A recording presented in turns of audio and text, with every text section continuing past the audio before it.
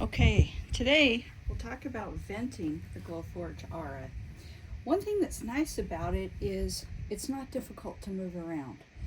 And I have found that once you have a place to set it, it's nice, but when you have to move it, it's easy compared to some of the bigger machines. So the most important thing, obviously, is venting. You're never going to run this machine in the house with some sort of venting. So I got mine for Christmas a couple of years ago, and I also got this filter. It's nice. It's huge. This is the refill that goes in it. So these cost $399. Kind of pricey. Comes with one filter. Well, I of course used it because I got it at Christmas, and I found I only got 1 month's use out of this. And then when I had to buy a new filter, it was $129. That's kind of steep for what I was operating and doing. But if you do choose to use one, it's pretty simple how it works.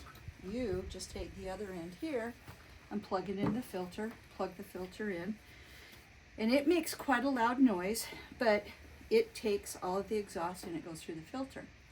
Sounds great, except I did find that our house still smelled like we had a wood-burning stove, which we do not. So I've gotten away from using the filter. I know a lot of people are selling them. You can find them on Marketplace and stuff. Actually, I'd like to sell mine because the solution I found instead is just operating outside.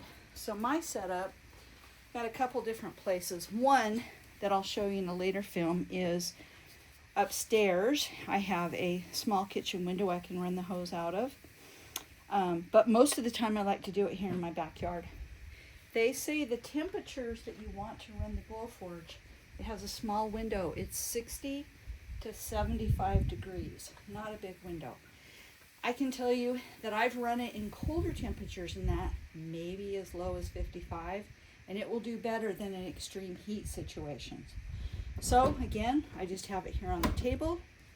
I am always going to cover this shield because you don't want any other light coming in will distract the laser and you'll have mistakes for sure. So it's just easy to leave this on here.